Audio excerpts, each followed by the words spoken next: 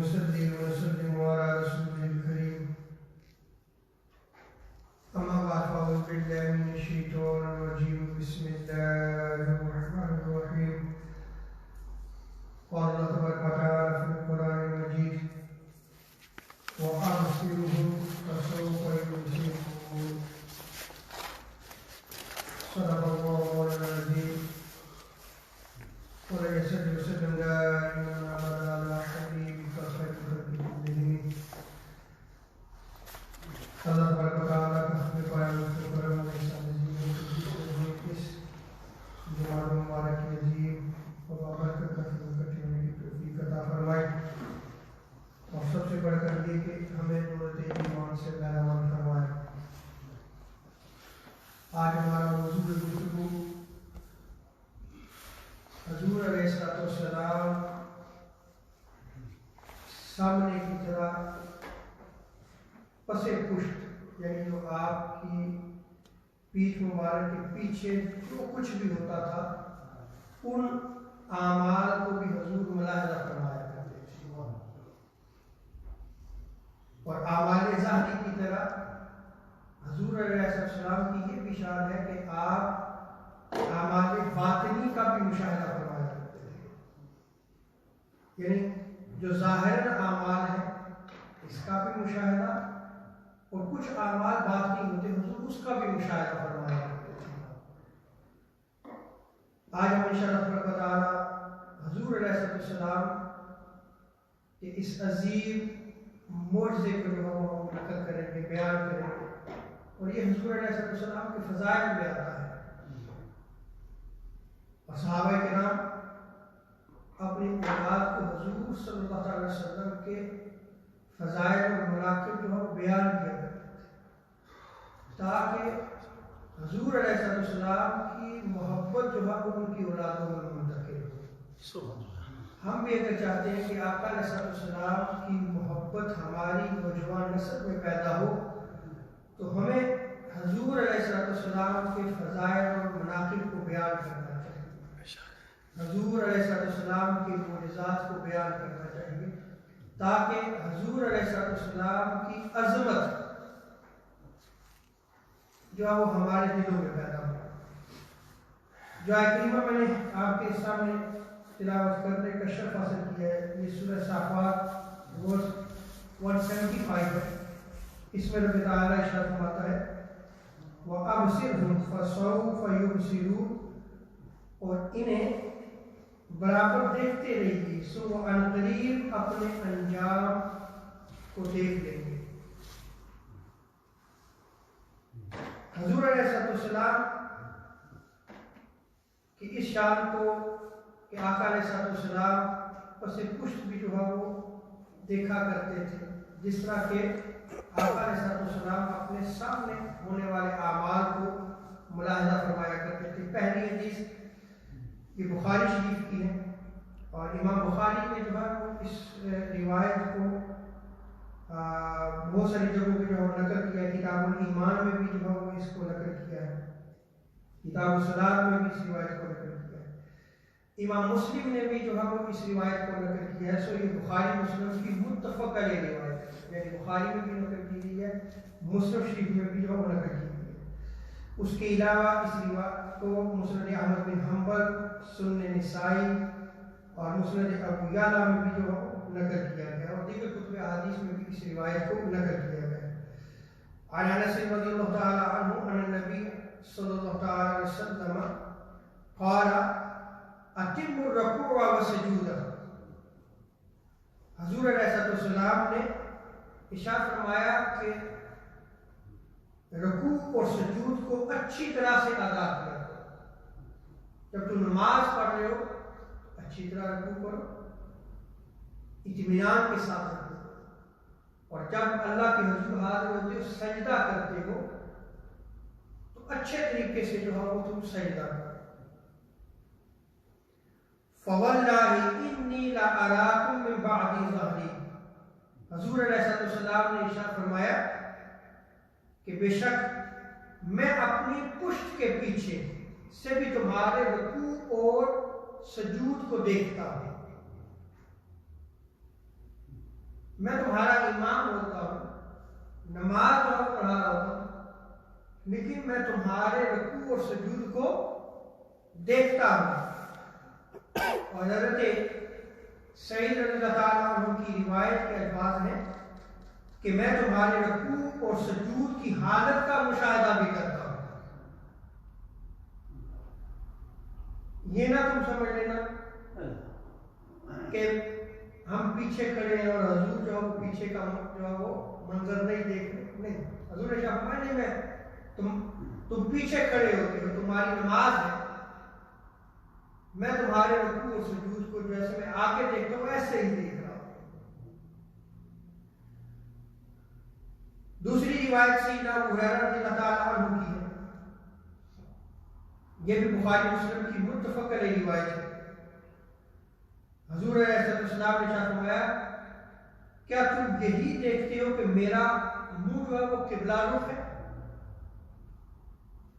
صحابہ کو جو ہے وہ خاطب کیا، کیونکہ حضور علیہ السلام امام ہوا کرتے، جب امامت فرما رہی ہے تو ظاہر بات ہے کہ امام کا رخ بھی قبلہ ہوتا ہے اور مقتدیوں کا بھی رخ قبلہ کی طرف۔ تو حضور نے مخاطب کیا صحابہ کرام، کیا تم یہی دیکھتے ہو کہ میرا منہ جو ہے وہ قبلہ کی رخ ہے؟ فواللہ، خدا کی قسم جو اٹھائی آقا علیہ السلام، اللہ کی قسم، ما یخفی علیک خشوعکم ولا رکوعکم، کہ خدا کی قسم مجھ سے تمہارے دلوں کا خشوع و خضوع بھی پوشیدہ نہیں ہے، اور نہ ہی تمہارے رکوع کی ظاہری حالت مجھ سے جو ہے وہ چھپی ہوئی ہے۔ اب یہاں پہ دو چیزوں کا ذکر کرنا ہے، رکوع کا بھی ذکر کیا اور خشوع کا۔ یہاں جو خشوع کا ذکر ہے، رکوع جب کرتا ہے تو حالت ظاہری ہوتی ہے، کیا ہوتی ہے؟ حالت ظاہری۔ حضور نماز پڑھانے کے لیے فرمایا کہ میں تمہیں نماز پڑھاتے ہوئے بھی اس سے پوچھتا ہوں، دیکھتا ہوں کہ تم رکوع کیسے کرتے ہو، یہ تو ظاہری حالت ہے۔ لیکن جو فرمایا ما یخفی علیک خشوعکم، کہ تمہارا خشوع بھی مجھ سے پوشیدہ نہیں ہے، یہ باطنی عبادت ہے۔ خشوع و خضوع کیا ہے؟ باطنی، کہ تم رب تعالیٰ کی عبادت کس مقام پر فائز ہو کے کر رہے ہو، کتنا خشوع و خضوع ہے تمہارے اندر، میں اس کو بھی جانتا ہوں۔ اور آگے آقا علیہ السلام نے فرمایا انی لا اراکم من وراء ظہری، میں تمہیں اپنی پشت کے پیچھے بھی اسی طرح دیکھتا ہوں جیسے میں اپنے سامنے دیکھتا ہوں، جیسے میں اپنے سامنے دیکھتا ہوں۔ اب یہ دو روایات میں نے آپ کے سامنے جو ہے وہ ابھی رکھی انشاءاللہ تبارک تعالیٰ کے موضوع جو ہے میں اس کو آگے مزید روایات میں نقل کرتا ہوں، لیکن اس حدیث مبارکہ سے، ان دو حدیث مبارکہ کے جو فوائد ہیں ان کو نقل کرنے میں اور شارحین نے کیا لکھا ہے اس کو جو ہے وہ میں نقل کروں گا، اور اجر محدثین نے جو ہے ان احادیث مبارکہ کے حوالے سے جو ہے وہ کیا شرح کی ہے۔ سب سے پہلی چیز، امام بدر الدین نے عمدۃ القاری میں اسی حدیث کی شرح میں لکھا ہے کہ جو سربراہ ہوتا ہے، جو لیڈر ہوتا ہے کسی بھی قوم کا، یا جو امام ہوتا ہے، وہ اگر لوگوں میں کوئی کمی دیکھتا ہے، ان کے اعمال میں کچھ کوتاہی دیکھتا ہے، تو اسے چاہیے کہ وہ انہیں متنبع کرے کہ یہ تم عمل ٹھیک نہیں کر رہے، اس عمل کو تم ٹھیک کرو۔ یہ اس امام کی ذمہ داری ہے، وہ جو لیڈر ہے اس کی جو ہے وہ یہ ذمہ داری ہے کہ وہ ان لوگوں کی اصلاح کرے، جیسے کہ حضور علیہ السلام نے، اب آپ امام تھے اور آپ علیہ السلام ہی لیڈر تھے، تو آپ نے جو ہے وہ صحابہ کرام کی اصلاح فرمائی کہ تم اپنے رکوع اور اپنے سجدوں کو صحیح ادا کیا کرو، اس میں جو ہے وہ کوتاہی نہ کرو۔ ایک تو یہ معنی بیان کیا گیا ہے. دوسرا جو ہے وہ معنی تاکہ اس موضوع کو سمجھنے میں آسانی ہو، سب سے پہلے جو ہے وہ میں برصغیر پاک و ہند کے ایک بہت بڑے عالم دین ان کا حوالہ دیتا ہوں، کیونکہ انہوں نے جو ہے وہ اس مسئلے کو سمجھانے کے لیے آسان الفاظ میں جو ہے وہ بیان کیا ہے. پھر اس کے بعد جو ہے وہ ابن حجر اسقلانی کا بھی میں انشاءاللہ ذکر کروں گا. امام بدر الدین عینی نے کیا ذکر کیا، مطابق دیگر محدثین نے جو ہے وہ اس حوالے سے کیا جو ہے وہ شرح بیان کیا ہے، اس کو بھی جو ہے وہ نقل کروں گا.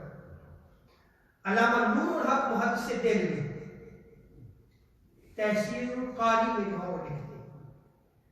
اب آپ یہ یاد رکھ لیں کہ علامہ نور الحق محدث دہلوی کو دیوبند بھی کوٹ کرتے ہیں. آپ فرماتے ہیں اس حدیث مبارکہ کے تحت، اور انہوں نے جو ہے یہاں پہ دو اقوال کو نقل کیا ہے. کتنے اقوال کو؟ دو اقوال کو.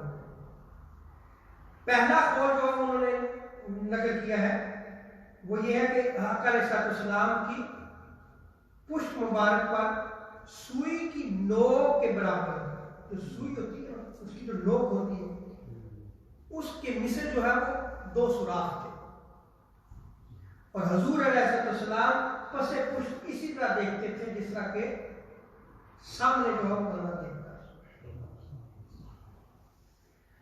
اور آگے آپ فرماتے ہیں کہ حضور علیہ السلام کی پشت مبارک پر سوئی کی نوک کے برابر جو دو سوراخ تھے، آقا علیہ السلام نے ظاہر بات ہے کپڑے زیب تک فرمایا ہوتے تھے، تو وہ معنی نہیں ہوتے تھے. یہ ایک قول نقل کیا ہے. یہ محدثین نے جو ہے اس حدیث کی شرح میں اس قول کو لیا ہے. انہوں نے ایک قول یہ لکھا ہے. دوسرا قول جو انہوں نے نقل کیا ہے، اور یہ یاد رکھ لیں کہ جو دوسرا قول ہے یہ جمہور علماء کا قول ہے. میں ابھی ساری روایت نقل کروں گا کہ جمہور نے کیا لیا ہے، کہ زیادہ اصح معنی کیا ہے اس حدیث مبارکہ کہ جو حضور علیہ السلام نے ارشاد فرمایا کہ اللہ کی قسم بلا شبہ میں اپنی پشت کے پیچھے تمہارے رکوع و سجود کو دیکھتا ہوں، میں تمہارے رکوع و سجود کی حالت کا بھی مشاہدہ کرتا ہوں، مجھے تمہارے دلوں کا خشوع و خضوع بھی جو ہے وہ پوشیدہ نہیں ہے، اور نہ ہی تمہارے رکوع جو ہے وہ مجھ سے پوشیدہ ہے. میں تمہیں اپنی پشت کے پیچھے بھی اسی طرح دیکھتا ہوں جیسے اپنے سامنے دیکھتا ہوں، جیسے میں اپنے سامنے دیکھتا ہوں.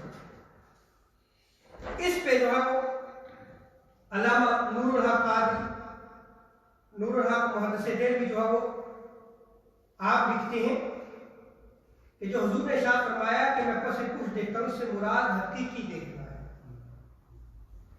اس سے مراد کیا ہے؟ حقیقی دیکھنا ہے، اور وہ انہی دو آنکھوں کے ساتھ دیکھنا ہے. اور کسی چیز کو دیکھنے کے لیے عادت کیا ہے کہ چیز سامنے ہو تو پھر جو ہے وہ دکھائی دے. آپ کے پیچھے کیا ہے آپ کو دکھائی نہیں دے. یہ عادت ہے کہ بندے کے سامنے جو چیز ہو موجود ہو اسی کو دیکھتا ہے، لیکن جو پیچھے ہو تو وہ اس کو نہیں دیکھتا. تو پھر شرط کیا ہوتی ہے کہ وہ چیز جسے وہ دیکھ رہا ہے وہ اس کے سامنے ہو، اس کے سامنے ہو. لیکن حضور علیہ السلام کی یہ عادت مبارک جو ان کے حق میں نہیں تھی کہ صرف سامنے ہو تو وہ دیکھنے کی ضرورت نہیں، بلکہ حضور کی پشت کے پیچھے جو کچھ تھا حضور اس کا بھی نظارہ ہوتا ہے، اس کو بھی دیکھا کرتے ہیں. حضور علیہ السلام کی پشت کے پیچھے جو کچھ تھا حضور سے وہ پوشیدہ نہیں تھا. اب آپ یہ دیکھیں کہ یہ آقا علیہ السلام کی فضیلت ہے، اور یہ چیز حضور علیہ السلام کے معجزات میں آتا ہے. میں یہ سوال کرتا ہوں کیا آج ان چیزوں کو ہم جو ہے وہ موضوع گفتگو بناتے ہیں؟ کیا ہم جو ہے وہ اپنی اولاد کو حضور کی محبت سکھانے کے لیے ان معجزات کا ذکر کرتے ہیں؟ یا پھر آگے بڑھیں، ہمارے محراب و منبر بھی کیا اس چیز کو بیان کرتے ہیں یا نہیں؟ ان ابحاث کو لیا نہیں جاتا، کیونکہ بعض لوگ جو ہے وہ کہیں گے کہ اختلافی مسائل، یہ اختلافی تو ہے ہی نہیں، یہ تو حضور کی شان ہے۔ ابھی جو میں نے علامہ نور الحق محدث دہلوی کا حوالہ دیا ہے، جو بعد انہیں کوٹ کرتے ہیں،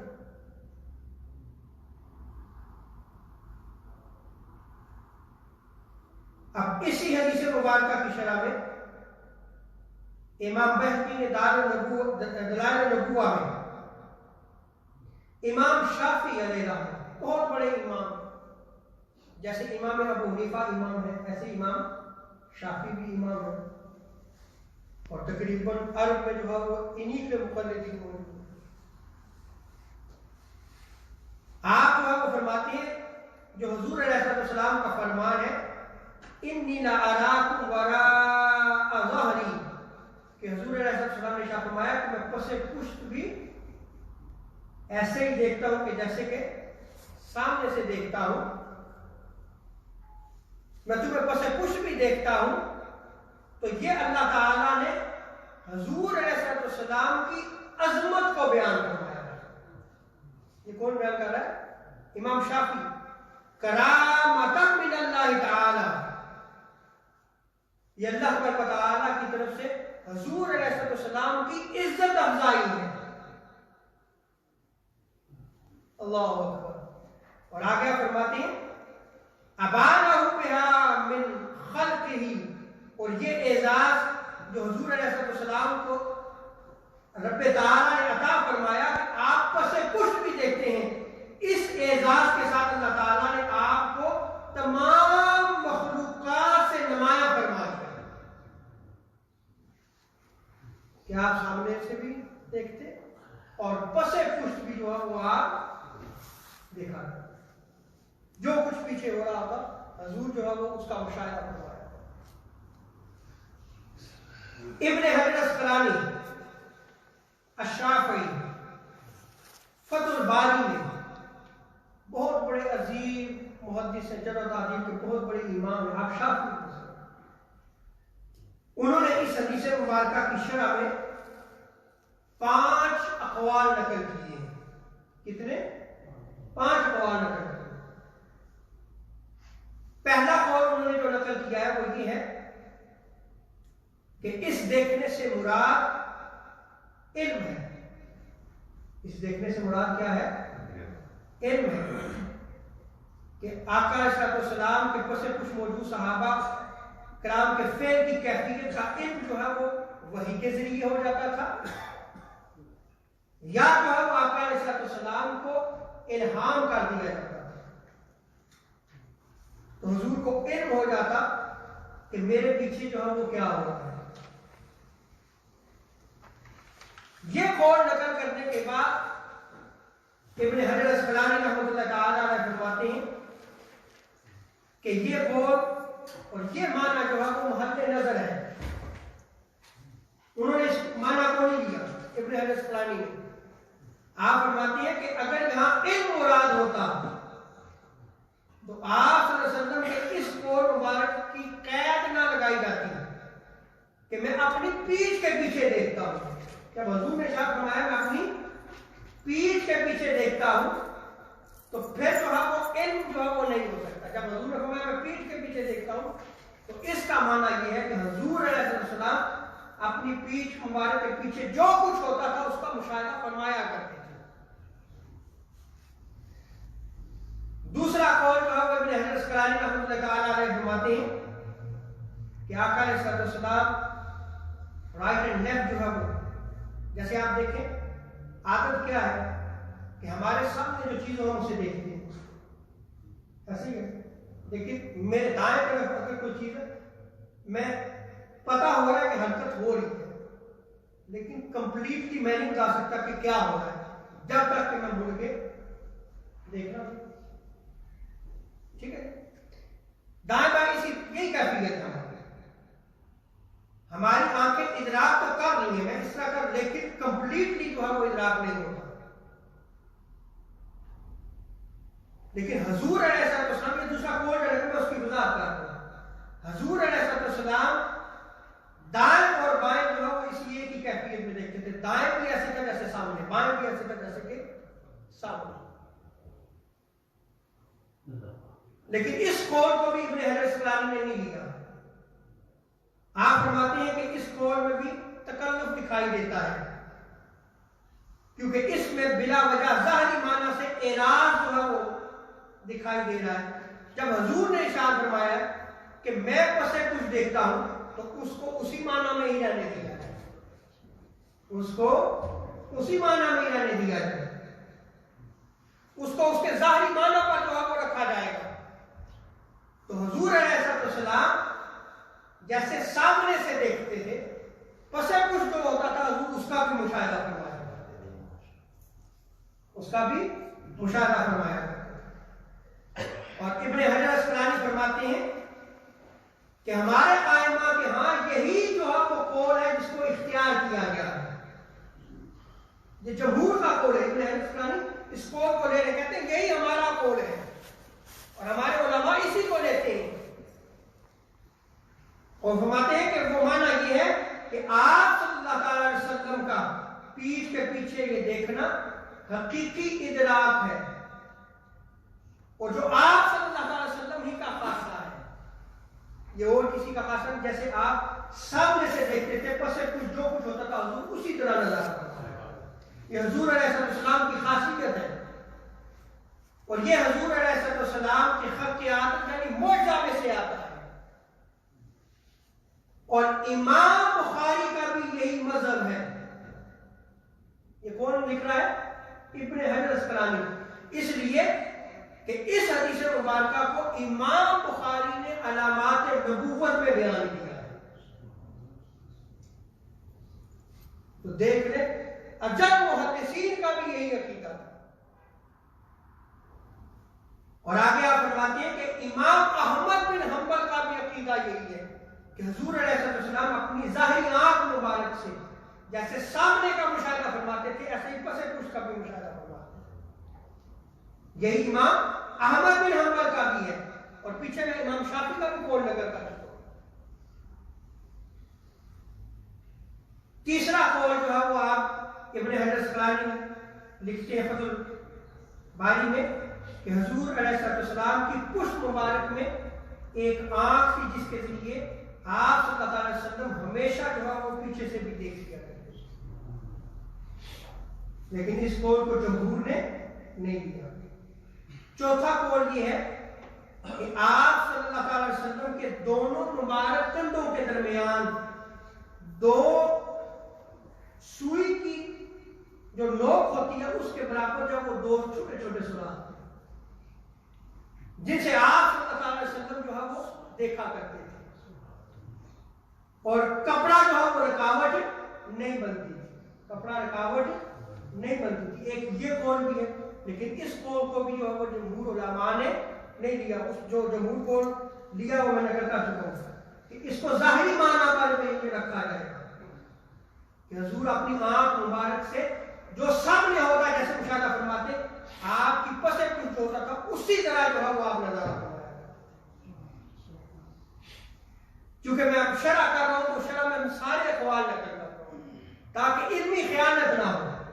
ہمارے ہاں جو ہے علمی خیانت بہت ہوتی ہے کہ ہم اپنے موقف کو جو ہے وہ جب بیان کرتے ہیں تو باقی جو ہے وہ چھوڑ دیتے ہیں, ہم اپنا موقف صرف لے لیتے ہیں. یہ علمی خیانت ہوتی ہے. اور پھر اس سے بڑھ کر یہ ہوتا ہے کہ علماء میں اختلاف ہوتا ہے, اختلاف چلا آیا ہے.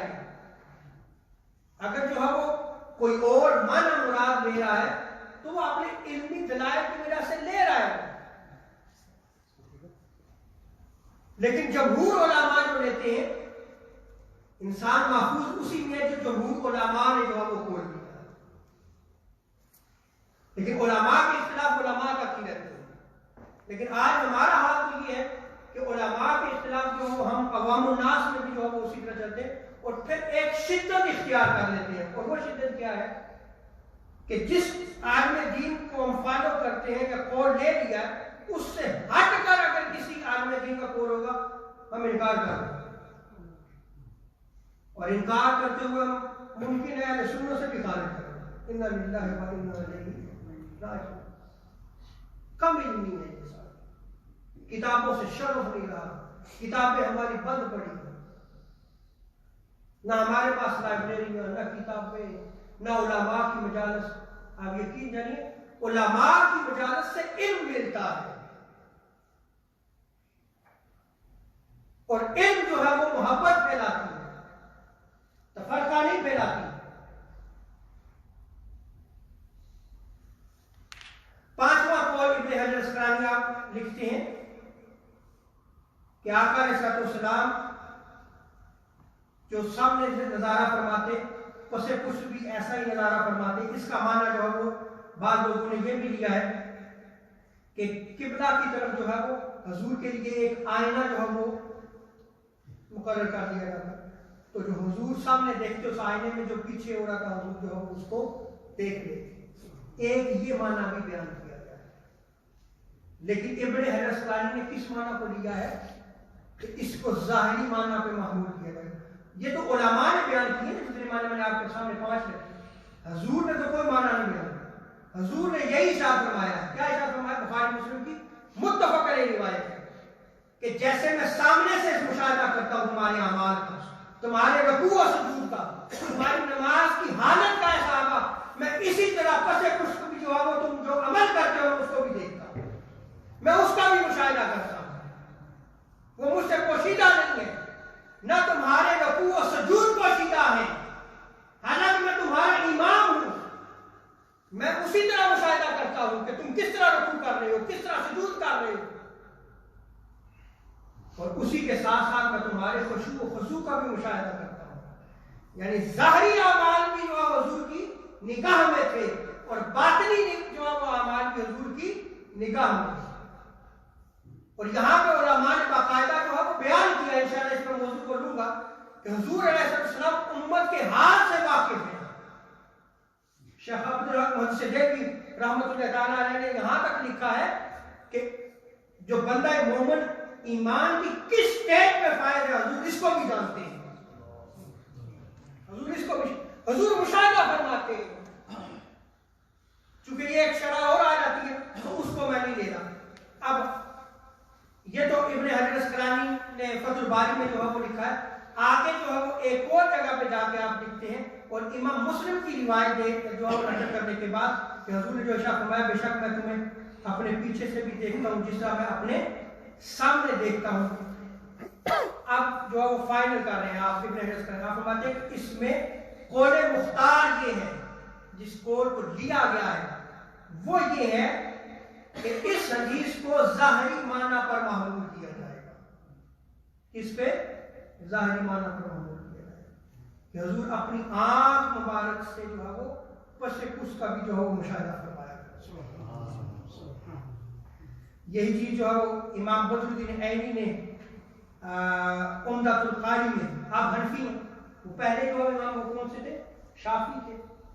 امام احمد بن حنبل کا بھی میں نے نقل کیا، امام شافعی کا بھی نقل کیا، اب جو ہے یہ حنفی امام ہے، وہ اس حدیث کی شرح میں، بس میں اس کو ختم کر رہا ہوں، وہ لکھتے ہیں کہ جمہور علماء کا قول یہ ہے اور یہی صحیح ہے کہ حضور علیہ السلام اپنی پیٹھ مبارک کے پیچھے دیکھنے کی صلاحیت رکھتے تھے، اور یہ حضور علیہ السلام کے خصائص میں آتا ہے۔ کس میں آتا ہے؟